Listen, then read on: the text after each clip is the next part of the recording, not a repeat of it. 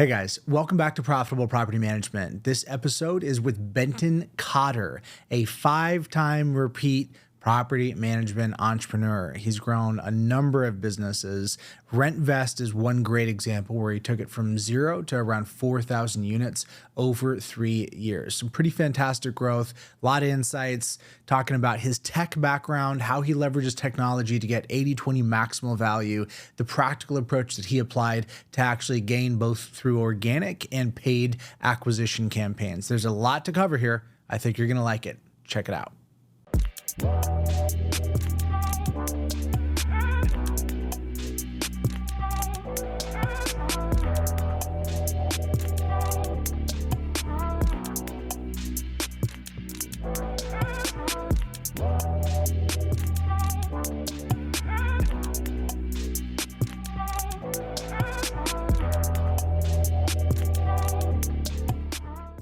Welcome to another episode of the Profitable Property Management Podcast. I'm your host, Jordan Muela, and today I'm here with none other than Benton Cotter. My man, how you doing? Good, man. How you doing? I'm doing great. Good to be in the room with you. I'm excited to catch up on your journey and your background, and I'd love to start early.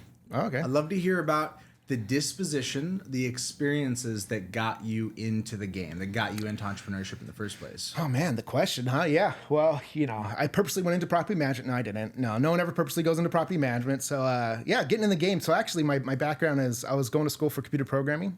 It was right around 2008 after the housing crash, lost everything. Typical story. And trying to figure out what I was doing. I was actually living with my mother-in-law.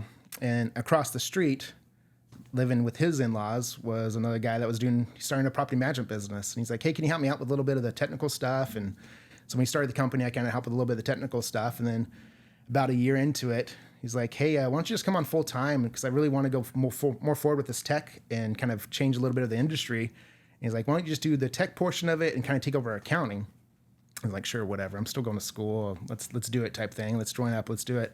And so when I joined on, we had about 100 properties. And then kind of just grew from there.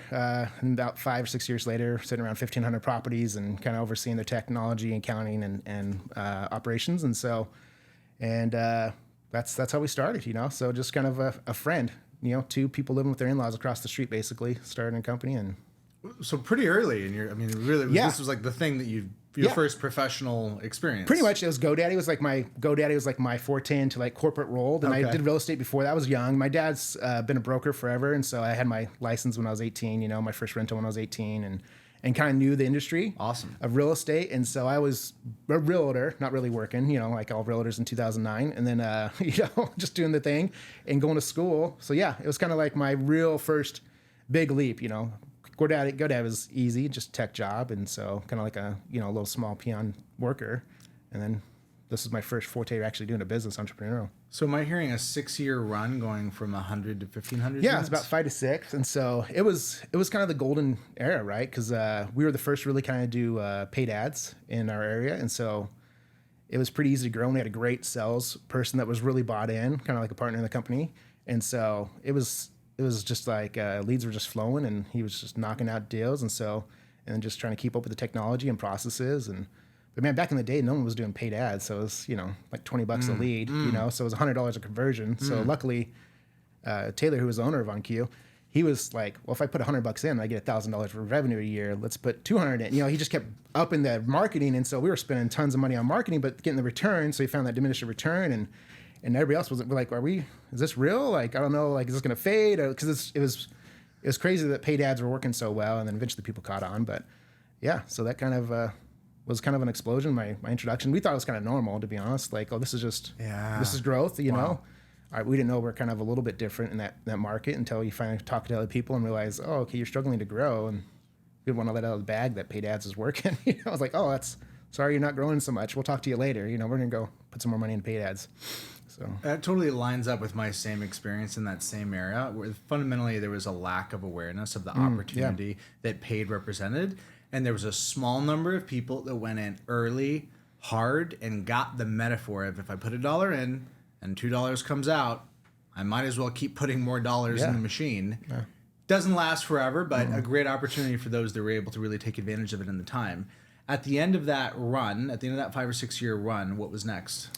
So when it came out to that, I kind of wanted to go bigger. But, I come from tech background. I think, I wanted to be like that awesome, huge company type thing. And partner didn't really want to do that. And so he kind of wanted to stay local. And so like, okay, well, let's split off, and I'll join up with another guy and we'll go national and you kind of stay here and do your thing. And little disagreements here and there, And so I split off and joined up with Jacob Ash, another partner, and we created what's called RentVest. And I co-founded to be the CEO, and that was around 2015, 2016. And we had about 450 properties to start with. And then over the next 3 years, we expanded to, different markets and grew to 4,000 doors, single family homes. And just kind of repeat the playbook. You still use paid ads and use some other marketing techniques and just try to find that niche that no one was doing. And then we opened up 13 markets in that time. So it was a little crazy. Is it a 3-year period? 3-year period, yeah. Went from 500 to 4,000. Yeah, about 400, 4,000, yeah. Got it. Okay. So let's walk through our paces then. Okay. You mentioned that the digital marketing paid ads was what was effective in the beginning. Were you just running the same playbook? Pretty much. We had some little bit difference. We did a little bit more Facebook and SEO, tried some new things. But be honest, like half of that was merger and acquisitions. M&A. Yeah. And then half of that was just, organic growth or marketing through, growth through marketing. And so paid ads were working. So it was easy to expand in another market. That was usually our first motion. And so our goal was, like, let's land and then expand. And we know we can put a certain amount of money in and get a return, right? And so we're the type, we're not taking any money out of the company. So let's go ahead and just use all that towards growth. And so we landed, expanded pretty quickly and had really a minimal footprint in the market. And then just did paid ads and then our supplement, try to get the investor thing going, try to get Facebook going and stuff like that. And then SEO. SEO took a little bit, obviously, in each market. So that didn't really fully fledged out until, we actually, sold and merged with Minds. And so we didn't have that full playbook open there. But yeah, paid ads is the initial driver for that, and different mechanisms. But definitely, it was easy, right? It's rinse and repeat. You know how much money you're going to put in, how much you can get back basically per market. It's pretty easy. It's also pretty easy to test it. We throw out $2,000 to $3,000 before we're in a market to test it and see our return, and realize, okay, this is a viable market. Like Atlanta, I remember we put $2,000 in, and we're getting like 60 leads or something crazy. We just got tons of leads in Atlanta. So like, okay, we're going to Atlanta, I guess. That was kind of we tested 3 markets at the same time, and realized Atlanta is the greatest for paid ads. So that's going to be the lowest barrier of entry for us. So let's go to Atlanta, and we expanded Atlanta, and tons of leads were flowing in. And did the same thing with Dallas, and just kind of went from there. And then some of it was more directed like that. We kind of tested the market and moved in. And some of it's like, hey, this acquisition came up. Would this be a good market for us? And can we actually, facilitate some more marketing around it and growth around it? And so it's kind of crazy. I don't know. I think we had no idea what we were doing, and just figured it out, and it worked, right? And so it was a little nuts, So your expansion was driven by organic acquisition and where you felt that you were going to get more traction. That makes sense. You used the word easy a second ago. That's not a word that comes to mind for me for describing what you're talking about. No, I don't think it's easy. I don't think most folks relate to it as easy. What I think about, Ben, is the tension that operators feel between growth and ops. Yeah. The inevitable tension that typically results in growth taking a backseat to ops. Yeah. How did you think about and relate to that tension? And I'm also curious about the co-founder dynamic. Typically, there's one co-founder that's more focused on growth, another that's more focused on operations. What was that interplay and that dance like for you guys? Yeah, let me start from the top. So Jacob, my partner, he was more high level strategy and big time negotiator type thing, and so he was the push forward of, hey, let's have a motion, we can do it, let's expand. And I kind of took care of the marketing and growth and the operations behind it, facilitate that. But for us, we kind of split it up. Like I had a great operator, Travis Bowling, amazing, right? He was able to control a lot of our operations and help build some of that systems with us. And I could throw in some little bit of things I knew, but he was able to control that. And then we kind of had to expand as we expanded more markets. I brought on another person, Devin Gillespie, who actually handled the other markets besides what Travis did. And so there was always that yin and yang, that push and pull of growth to operations like you're talking about. How we minimized that was we were very lean in these markets. We usually had 1 or 2 people in a market when we expanded, and they became everything. They were the sales agent and the property manager, the client-facing property manager, I would say. We did a lot of back office and centralized things. And then we also, so they were it. They signed a door, they managed the door basically. So they had to deal with the owner. And if they sold something they shouldn't have done or overpromised, they dealt with it. And we kind of aligned that with more of profit sharing as well to allow them, hey, it's like your own business. It sounds portfolio-ish. It's portfolio management with a centralized back office. So they didn't do any of the, the mundane work, but they definitely did all the communication. And then also the higher maintenance, they would actually, like the rent readies and stuff like that, they would do. And so we didn't fully fledge that out with the market, but we knew, hey, we can get into a market if we run this type of model, because we can centralize as much as we can back office and throw some tech behind it. And then they can worry about the customer experience and really focus in on that full, end-to-end process of, hey, let me help you buy the property, renovate it, and manage it. And so that's what we kind of wanted to really get into. And so we thought with portfolio management, that really works well, as long as they're not stuck doing the paper pushing stuff that gets in the way of the real high level conversations and interactions. And so we try to minimize those, the back office, so they can focus on those high level acquisitions or conversations. But we also needed them to be motivated to grow the portfolio and kind of share in that expense of growth. And so their upside was huge, but at the beginning they weren't making tons of money. We'd stipend them and help make sure they're making a decent living, good living, but their upside was huge because they had this revenue share. And so we got these people that are more business oriented, but didn't know exactly how to grow their business, but they're great communicators. They're great with people, great with kind of organizing other people, but necessarily didn't know how the tools would work or how to actually process this. And so we kind of lucked out. We got a couple good rock stars we were able to build around and figure it out. And then once we got a big enough footprint in the market, it was easier to kind of get the traditional model going after that. And they became like the team lead of the market while we had these other traditional property managers underneath and, still centralized everything we could. Were these agents? Were these PMs? What was the profile of them? They're definitely, we call them I would say they're more agents than PM. They definitely had property management experience, but they're more of the sales people. They definitely lean towards more of the sales side, which is okay for us because we can do all the backside and hey, and we have our processes through tech. So it's hard for them to kind of mess up or make a mistake on the operations where we would catch that and we kind of guide them through the process. And really our goal was like, we didn't really get to this full-fledged, but it was more about, let's just make sure we do everything, and then we send them these touch points of decisions. Okay, what do you want to set the rent price to? You set the rent price, that's great. We'll figure out everything else, how the marketing and everything else goes. And so we kind of try to these little touch points and endpoints for them to kind of focus on.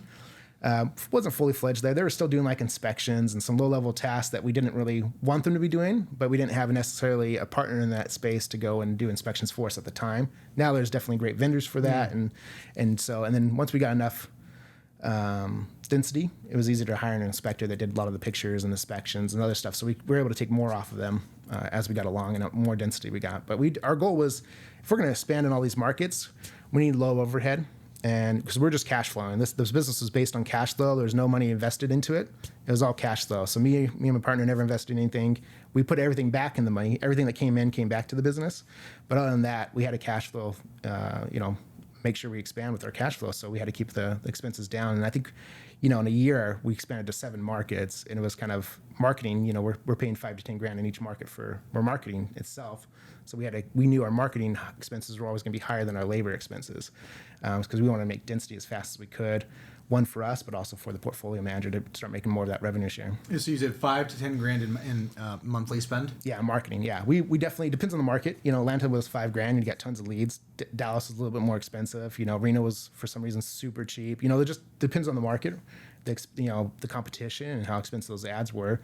And then obviously our motion behind the scenes was kind of more static with the SEO and the other stuff. And Facebook was kind of pretty similar across all markets. Were you managing all this marketing internally, or did you work with any agency partners? At first I kind of set up the processes and did it myself, and then we hired a company to help us and maintain all those markets, and had a little bit of a team behind us with an international team and doing it. And so they were a great partner, that helped us with that. They kind of took it to the next level because they were really good at A/B testing and really getting into the optimization. Where me, I'm like, I'm 90% there, I'm good. I have other stuff I can worry about. Once I set it up and check on it once a month type thing was not flying very well with me and managing my people. So that partner turned out to be really, really life-saving for us actually, and control it. And we just kind of trusted them and handed it over, and they did a great job. It was almost, they had complete ownership, to be honest, at the very end. And it's happened to be my brother's company, so I trusted them more. But definitely, it was great. They would come back to me maybe twice a month, and we say, hey, this is what's going on, and we want to try this. Do you want to try anything else? And we just let them do it, and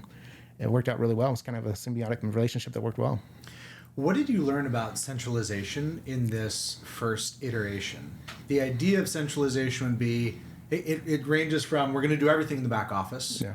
We're going to have the lowest paid, least qualified folks on the ground, maybe no folks on the ground, to a little bit. So there's like a nexus of how much you choose and then the way that you approach it. What did you find was amazing and really effective at centralizing? What did you try that didn't work? And what was your overall kind of philosophical approach there? You know, I think, and I think this is biased because of who I am and what I love. I felt like we needed to have the technology played a big role in this, right? I feel like you can centralize as much as you want with processes and people, but the technology really made it so it's really can be remote. And so we obviously were 100% digital, went all in on the tech side to really make sure the processes, you really almost couldn't mess it up because the process guides you through the process. That's a lot of words. But even with our internal team, but the external clients and customers as well, you have to kind of guide them to work within your processes. So we needed to do some things on that. But definitely for us is, you know, we didn't actually, the remote team members were not actually overseas. Our centralized team were US based, to be honest. And we found those most effective just because of the workload. So we'd still bucket into departmentalized, right? Like, hey, someone's over, you know, payables and receivables, kind of accounting function. You're over whatever, utilities. You're over just admin work of putting the property into the system and leasing the system. But we had to give more ownership, I felt like, of the role and how they execute it. And then, okay, you got more ownership of the process. Let's build the tech around you to formulate that. And so early on, we had to get a little bit of rock stars in the centralized team because we built our processes around them.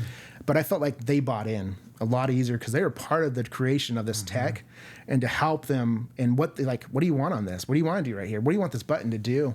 And so that was key for us. Wasn't a top down, here's the process, go execute it, and here's all the instructions so you can't mess it up.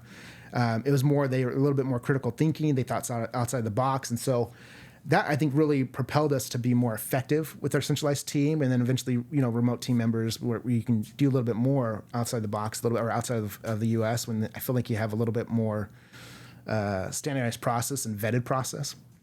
But I don't know. I don't think we kind of lucked out, to be honest. I feel like as well. We got some good team members. Like I look back, I'm like, you know what? For what they were doing, you know, for 4,000 doors, we had 35 employees total, and we had 13 markets. So we had a really lean team. Part of that, some of these property managers only had 50 doors at the beginning too, because they're also expanding. And I feel like looking back, I'm like, was it the tech? Was it the processes? Was it the leadership? And I think it was just the people in general. We lucked out and found good people, and we were able to cycle through good people. And I'm looking at our culture. I'm not a good culture guy. You know, to be honest, Travis, he wasn't like a charismatic, dynamic person per se at the front, you know. But when you really got to know him, he was a super good dude, and people loved him. Same thing with Devin, who are kind of our frontline leaders, right, of these markets. Not frontline, but leaders of these markets over, you know, the director level. And they just found good people that resonated with us. And I think that business entrepreneurial type mentality was sown through all of our company. And so I think we just lucked out too, man. I don't know if that's a good answer. I don't know how to repeat that. Like I was talking to Mark the other day about, I don't know if we could repeat what we did with RentVest. I think timing, it wasn't like we were the super smart dudes. I mean, look at us, you know, we just kind of figured out, we had no business expanding and do what we were doing, and yet it worked out. And I think we just lucked out with people a lot too. Obviously there's some tech and vision behind that. So there's not a lot of tidbits there. Sorry, Jordan. I don't know, man. I don't know if I have anything to answer your question with. Well, one of the things that makes me think about is dealing with exceptions, the potentially compounding complexity that comes from managing different asset classes, different markets, different regulatory environments. As you went from 1 to, how many markets was it in the end? 13. From 1 to 13, I get that you would want to go to markets where you feel like there's going to be marketing headwinds. Mm-hmm. At the same time, there are other factors such as regulation, et cetera. Yeah. What did you learn? What were your takeaways on geography and the practicality of expanding into any market where there's leads? No, to be honest, you know, besides staying away from the West Coast and the East Coast, there wasn't a lot of difference in the regulations. You know, to be honest, like it's very similar. Stay in the middle. Stay in the middle. Yeah, we stay in the smile states like everybody else. You know, we stayed away from, well, we did go to Oregon, which is hard. Really regulated. That's even regulated per district sometimes. But to be honest, we had that team leader in place to make sure you catch exceptions. And so they were kind of be our expert knowledge person. And we were able to find that talent, right? Because they have a huge upside. It's like their own business. And usually they were experienced property managers or realtors, at least knew something, or high level intelligent people that could actually learn the laws and regulations. And sometimes that bit us in the butt a little bit, because it's so hard to figure out the regulations, and Oregon especially, right? You can have damages up to twice the month rent if you send the wrong notice. So some things are hard like that. But to be honest, it's a 5-day or 3-day notice, or we need a lawyer to send this notice, or we don't need a lawyer to send that notice. With the tech, you can kind of build out to make sure the processes are specific to the region. And so we relied on the team leader to figure it out. And then me, Devin, and Travis would obviously research some things. But the core functionality of property management, 95% of the time, it's the same process, right? It might send it on different days or have a different word or verbiage. You're still sending a notice when they don't pay rent, right? You're still sending them to courts when you need to evict them and get a writ. It's just how I submit that to the court. Yeah, it's a little bit of a problem. Well, then if those exceptions happen, we would have the team leader figure that out, or help the assistant. They get on a call and say, actually, to actually take this person in this city, we need to get a writ written. You have to go do this. I have to go with actually hand this over, go get the constable. They have to do different processes there. But we relied on that team leader to do that. And our systems was capable enough to say, I think even our back office team say, hey, I know this is in Portland. This is a different process. I know the system tells me this certain process, but then when I get to this point, I have to hand it over and communicate with the team lead. And I think there was a little bit more of a relationship, more of that, like that triangle kind of executive management style, where that team leader was on top and the assistant was there. And they always had the same kind of account manager. We call them account managers, the admin back office. That admin might handle 5 different markets or 6 different markets, but they always had that same person to communicate with. And so I think sometimes people go all in and say, it has to be all tech. Everything has to be this workflow, and you have 50 different, splinters of this tech and workflow systems, which is great, right? Like Lead Simple, you can build those processes out and kind of put some filters and stuff like that. And for us, we're like, well, let's do as much as we can, but not without, why would we build this one-off that happens maybe 0.05% of the time? Let's just have the people handle that. And so that's what our kind of philosophy was. Judgment. Yeah. And then they can critical think, right? And so everybody could critical think. Our account manager can critical think. Our account manager can give refunds if they want to. We had that philosophy of make the customer right and make the process right, and you can free flow. And we're not going to, we had metrics and stuff, but we understood some markets like Portland, it was hard to get those metrics because we knew literally every city was different, and it's hard to kind of we can't measure you on, it should have been 7 days to do this notice and it took you 9 days. We just had to remember and conceptually think, we know there's difference, and we trust you as long as you're performing right, and there's other KPIs and your customer service and your CSATs are up. We understand that we can have some leeway there. So people really was the key for us, I think, in critical thinking that. So you've built out a fairly advanced machine and scaled to a decent size, and then you exit. Yeah. And you exit to a tech company, and you've already built tech in-house. That's interesting. Yeah. Tell me how you arrived at that conclusion. To be honest, we heard, I think it was Doug Bryan, the CEO of Mind, was doing a podcast. I can't remember whose podcast it was. And when on that podcast, as I was listening to it, they were executing everything that we wanted to execute. Like they were a step above us. Like it was down to even like some cool programs when we learned more about them, about what they're doing for their employees and how they're doing it and the tech they're building. We felt like they were just doing it at a different scale than we were. And so it really kind of attracted us to them and saying, hey, you know what? On the outside, they are trying to do everything we can, but they also have the resources already established with the venture capitalist backing and, some other emotions of the team members and other resources that they have. And so that was more of a play of not a give up, but a saying, you know what, they're at another level. How can we be part of that another level? And so when they approached us, to be honest, we knew Vince, who was their guy to help with the M&A, and we knew him at the conferences, and he was just more of a friend. He never talked about acquisition once with us. And then when I heard that podcast, I was like, maybe we should talk to Vince and see what they're doing and how we can kind of figure out and work together. So I was definitely enamored with what they were doing. And because tech is expensive. It's super expensive. I was doing a lot. I actually, pretty much did 90% of our tech in-house. It was me. And I'm not that great of a programmer at all. I was just using platforms. And so I knew my limitations. And, I didn't want to, if I had custom code, I'd have to one-off with these 1099 people. And so that definitely was, hey, I can kind of be really a part of a big tech platform and do what I want to do and achieve what I want to do without actually having to relay my resources and hopefully multiply what we're doing. And so when they came and talked about mergers, like, okay, this is this might be a good thing. So we drank the Kool-Aid and believed 100% what Mind's doing, and great talent. I mean, it was amazing, the talent that's at Mind and the resources, and it felt like just another level that we couldn't achieve. Let's talk about the integration piece. There's always the promise on the front side. There's the divisions, and then there's the actual integration. Yeah. How did the integration of your 4,000 plus units go? I think it's always a rocky integration. They had about 4,000 at the time. We had 4,000. They had a lot of multifamily. And so when we came on, the shift was mine shifted to more single family.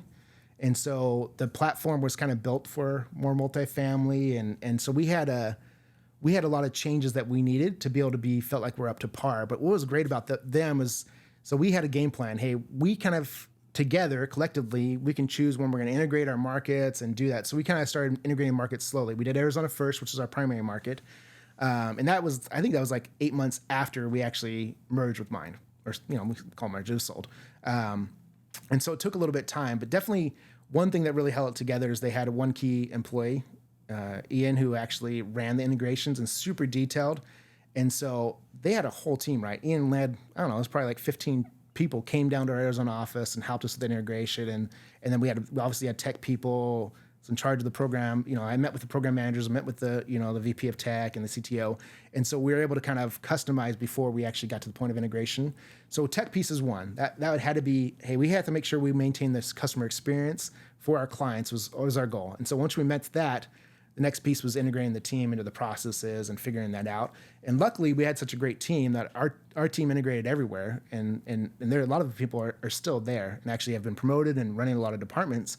And I felt like it was more of a testament to our team to integrate. So it was definitely a transition from, we lost a couple key property managers, obviously, and people that felt like they were, because we had to change the program a little bit, right? Like we were running these, it's almost like your own business. And now, hey, you're part of this big conglomerate. Mm-hmm. We're still going to hold true to that, but now they're actually relying on different marketing and different things. And we're going to put more people in your market now. And so we couldn't keep some of those promises we wanted, but and I would say no integration's easy. We went through, we bought 13 companies and with RentVest, and every integration was hard. It was never easy.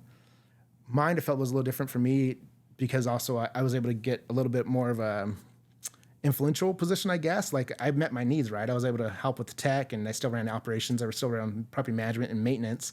And so I felt like I was still connected. But then I also had the tech piece, and then I also had a marketing team, right? Where I didn't have to, I did the market. We still managed our marketing for about a year or about 8 months till we integrated. But other than that, I'm like, it was a little bit of easier transition, I feel like, for me than definitely the team, right? It was just, I kind of felt my need of, okay, I can play bigger and be less hands-on. So, but I don't know, I wish I can say integration was easy. It was still harder than hell. And corporate mentality, even though mine's pretty open, there's still corporate mentality and still politics, and I don't do well with that. Obviously, I don't show well, and never allowed in the boardroom. That's for sure. Ever again, Doug will never let me in the boardroom. And so I just don't play well. I'm like, I say crap too much, or I say, I'm not professional enough to, polished enough to say it like it is. Yeah, I'm just like, let's just get stuff done and let's get some cash going. And they're like, no, it's not about cash. It's about there's other more important things for them than actually cash flowing, right? And in my heart, I was like, it's always about cash flow. And so it was a hard mentality to change. So you've had a front row seat to a lot of the M&A activity in the industry over the last couple of years, let's say the last 4 years. There's been a really strong cycle of a lot of activity, a lot of hype, a lot of concern about disruption, a lot of change. Yeah. What's your take and your perspective on what's shifted in that landscape? Some aspects of the thesis had to have settled. Other things are still playing out with prop tech. What's your take on that? I still think that consolidation is going to be a powerful movement, continue going forward. And it's hard. I think all these companies it's hard as a mom and pop now to almost compete with these big companies unless the vendors and people help us, right? Compete with these big tech consolidation. Because as you consolidate, once you get certain scale and density, you can do things more than you can as a mom and pop. Even at RentVest, we're 4,000 doors. I couldn't go all in and build tech, 100% tech. It was too expensive. It wasn't worth our return, right? We're not going to go replace a property or a building in our portfolio. This doesn't make sense at all. But with mine, it does make sense because they're going for 100,000 units, 1 million units, right? And as a mom and pop, no way you can clear that, right? Like you can almost get a VA and a remote team member, but then think of the person that mine has 50 of those for 15,000 doors. That remote team member is more effective because they have more doors, they cost less per door. Whereas if I have 200 doors, I hire 2 VAs, my cost per one is higher, right? And so I think that's a little bit of a shift where I feel like there's still going to be a need of consolidation. One, I also feel like we are a detriment to ourselves of our industries. We're behind the times sometimes, and we don't adapt and adapt new processes and customer experience items. And so, but I feel like what's changed, I feel like in the last 2 or 3 years, is the vendor strength. Like, perfect example of your companies coming in and really helping these property managers be more sophisticated, compete with these big, large platforms, right? Like the Pure and Mine that are going to come in. And so I think it's going to be that divide, right? We're going to have people, if they adopt and use the technology and vendors that we have, are going to be able to compete just as much as the big players, right? They definitely, I feel like Mine has the advantage, of Pure have the advantage, and EverNest have the advantage because they can actually build the processes directly for their company at scale. Whereas we're going to use vendors that have to be a little bit more vanilla with customization. So you still have to have a little bit of effort on your side. But if we can actually continually get these great vendors and boosting us, and we can have the same product offering and same efficiencies almost as these big companies, the only real value they have is either that they have money for marketing spend, or they have the efficiency of density. But I think we're going to kind of be at par. But I still feel like a lot of companies are not taking advantage of our vendors, and those ones are still going to eventually be consolidated out. I mean, it's hard to compete with someone coming in and saying, I'm going to charge you $50 a month, and this guy over here, my mom and pop's charging $200, and the mom and pop has less of a product and customer experience than these big tech companies will have. It's going to have to be super personal to compete with them. But I don't know if that answers your question, Jordan. I kind of went off on a tangent there. Sorry. Well, so unbelievably, this story is still not actually at its conclusion. You then started another property management company, Benton. Yeah. And unbelievably, tell us about that leg. Yeah, so that was so when I left Mind, I was there for 2.5 years. I think it ran its course, and I think obviously the leadership ran its course with me. But it was more like I like being an entrepreneur. I like being an owner. I like having control. And so an opportunity came up with my business partner, Jacob Apsh, again, come up with this business opportunity. He's like, hey, we got this another company. Let's do it again. Let's do RentVest 2.0.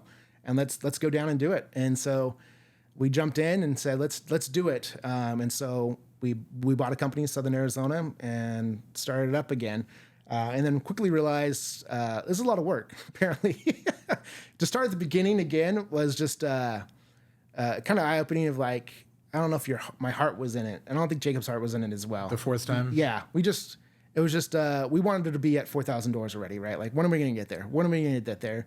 And we kind of overlooked some things, right? We're just like, well, it's just whatever. It'll fix itself in time. We don't care. Let's just keep pushing forward because we want bigger and better things. So I was especially attracted to things that would affect us for our scale at 4,000 doors or 10,000 doors, when really we should have been focused on how can we get an extra 2 doors or more efficient with our team member here, or get the right team member, right? And so those obviously led to some issues, but to be honest, it was just the heart was in it. And so we decided to sell after a year. So after a year came up, sorry, this is, we're not going to do this. Let's be honest with ourselves. And we had a real conversation with each other. And I think we both came to the same conclusion. We're just not into it. And I think here's our options. We had another company. We had a few other companies we could buy and kind of like do the thing again and be around 1,000 units and integrate again. And we're like, so we're going to do that path, or are we just going to exit? And we decided to exit. Jacob had, he has tons of other stuff going on. And I felt like I kind of wanted to do something else.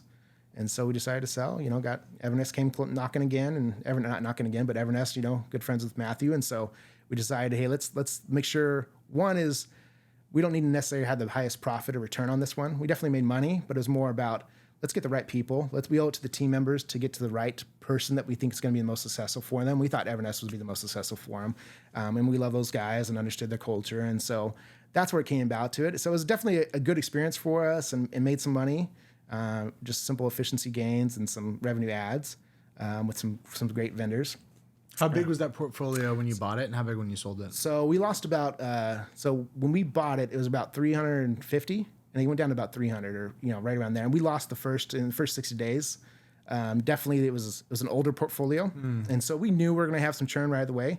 And then we had one property manager quit, which wasn't a big deal. We that wasn't they didn't take many owners with them, but definitely, so it lost a little bit, but definitely the revenue stayed up, and so it was kind of a value add almost, losing some of those doors and some of those owners. And also we wouldn't do custom. They were doing some customization things that we wouldn't do. They were picking up groceries or picking up items for their house, and like it was just really random stuff. You're just like, you guys were too far into the personalization, and so we stopped that. And that's when the owner's like, well, we want more of a personal service, and left. And it was fine, a great split. Obviously, we had to crawl back, and the seller knew what we were coming in. We were totally upfront with the seller, knowing, hey, we have a playbook. Playbook's worked for us. We're going to use the playbook. We're going to lose some owners, and they were fine with it, and it worked out. So, I don't know if it always works 100%. Buyer and sellers are loving each other at the end, but Sure. But I think for how it went, it was kind of what we expected and what they expected. I think the thing we didn't unexpected was our feelings and our passion. So that brings us to today. What are you doing now? So I do consulting for property management companies, marketing. I just kind of do it on the side, just to people I really know and like and feel like I can add some value. And then I joined up actually with Mark Brower. Previous guest? Yeah, Mark, amazing dude, and so very intelligent and has a lot of great goings, and his company's doing super well. And so we've kind of talked for a little bit, known each other for a little bit, and just really impressed with where his motion was going and what he brings, and really focused on the customer experience, which is kind of unique in our industry, to be honest, to really focus hyper in on the customer experience and actually believes it. And not just because he feels like it's going to make him more money, make the best company, because he wants to take care of clients. And I'm like, it's kind of new. It's novel. Let's try this. And so the thing is it's like part-time. So I'm doing my own thing part-time, and then I'm kind of with him. And really what we're trying to do is figure out, like, how can we make the best property management company possible for the client and still make money, still be efficient, and still have great team members. But really, let's build an experience where they can't say no, right? We just blow everybody out of the water and see if it's achievable. We got a long way to go. He's really high level, right? His company's really high level. I'm like, hey, can we achieve this? Can we do this and really make it profitable? Because, the higher the service, usually the more cost it is. And so more our game plan is like, hey, what can I value add? Mark's already doing awesome and great. I don't know if I can add a lot, but I can add certain areas of technology and stuff that I've done and experience, and let's see where we go. And so what's cool about it is Mark handles all the people and does all the real work. And, I can definitely sit in my back office and do the little tech stuff that I want to do and really more strategy level. And so I think it's a very good relationship, where I don't necessarily have to be so passionate and so with the people and really the motivator, which I am not very good at and don't really enjoy. I can sit in my back office and tinker with my Excel spreadsheets or whatever, and he can do his, I can nerd out and it doesn't affect the company because he can still be the motivator and the visionary and the strategist on the top level. And so we'll see, we're still at the very beginning of this. It's only been about a month and a half, I'm super excited. I don't know if he's super excited. I love hearing about that partnership. I can see the synergy there. I'd love to end it here. I'd love to get your guidance and feedback for somebody that is looking to use a suite of retail off-the-shelf products to get disproportionate value. You've obviously hand-coded by yourself. That's amazing. For the 99% of the rest of the market that doesn't have that background, that isn't going to be doing that, what guidance and advice do you have for the approach for taking these off-the-shelf pieces of software and constructing it together to something that adds up to a lot of leverage? Yeah, I think right now, it's a golden time for us to be involved because it's more integration than there's ever been, right? More products are integrating with this, even Zapier. Like Lead Simple integrates with Zapier, which can open up a lot of different products talking to each other. Meld is getting more integrated. The Appfolio, the Buildiums, the property wares, the Yardies are integrating more. Rent managers, and so definitely use the vendors. Like I'm my own worst enemy. I know we talk about this every time I see you. Almost, it's like I build my own stuff when I shouldn't. Like, why didn't I just use Lead Simple? When you guys had your processes, I should just take it over, or your lead nurturing CRM, or why don't I use other tools out there, Property Meld, rather than build my own? Because you shouldn't. It's not cost effective. And so my suggestions, use these good vendors like Second Nature. There's great vendors. There's so many out there. Steady. There's tons of vendors out there you're probably doing what you want to do. It might not be exact, but it's good enough to that experience that it can add value to you, your company, and to your clients. And so my goal is, I still believe in a data warehouse. I still believe you need to have a centralized truth of data that can communicate with all your other pieces of products. So that's a piece that's missing still, I feel like. That we need a product that can do that, and I think like the Appfolios and the Buildiums are trying to do that, but I still feel like it's not quite. Are they? That's interesting. I would not say that they're trying. I think because they're doing it through the platform. So they're doing it through the platform integration, where Appfolio is still the sense of truth, right? Like I can bring on a different vendor, but it's still pushing and pulling from Appfolio, and then it's sending to one platform, and then or one vendor, and then it's sending to another vendor, and the vendors are talking back to Appfolio. The vendors aren't talking to each other yet.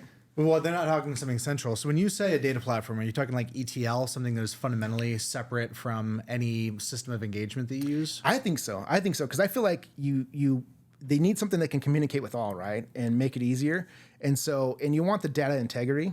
Whereas, well, maybe because I don't trust the other vendors. Like I don't want to put, I don't want to put all my data in one vendor. What if a vendor changes something, and then you are forced to cost to change with them, right? And so, like Salesforce, Force.com was kind of the platform I always used, right? Yeah. Well, once they make a change, like they changed where we couldn't have access to external guest access user permissions, it changed our whole business model a little bit. Not business model, but it changed our whole offering a little bit where, oh crap, but I had to put the authentication in. I had to add a user security piece. That cost me more now, it's a smart move and we knew it was heading there, but it affected our approach and I had to completely change and scramble. And luckily Salesforce gives you 3 months ahead of time to kind of prepare for these things. Some of these vendors aren't as sophisticated or big enough to even do this. And so when they make a change, it could break your system. And so if I have that data warehouse, that data integrity, you can actually push and pull from there. You can control it more. Also, I love metrics and KPIs, right? And so if you have the data, you can actually pull and do some more things with that. And so I don't know if that answers really what you're going for, but I feel like there needs to be that. But I feel like that's okay. Right now, for what you're looking for a person that has 400 doors, you don't need a data warehouse. You need good vendors, sign up with them. If you can't figure it out, don't give up. I feel like some people get daunted, like, man, this is hard. I have to build out all these, automations or processes. Like, hire someone, pay the $1,500 to $2,000 for someone to integrate for you. Because once they set it up, you can kind of get the knowledge enough to do it. Or what I like to do is always do what I very started with. Find a tech guy and have them do your accounts receivable and payable. And they can do tech plus your accounting a little bit. I don't know, if computer programming, the accounting, we took 3 years of the same classes, basically. The fourth and fifth years are different if you have had a 5-year degree, but the fourth and fifth years are really different. But other than that, accountants take programming classes, programmers take accounting classes, because they're very similar in what they need in theories. And so find someone like that can kind of help you with that can still offset some of that labor with some day-to-day stuff. Doesn't make sense to hire an IT guy for 400 doors, right? But if you can find another role for them that they're passionate about IT, they can help you integrate. I think you should pay the $100,000 to get the integrator, because I feel like if you can integrate and have 10 great vendor softwares come into your system, it's going to pay dividends way more than what that person's worth. But I'm not most people, right? And I put a bias on the technology.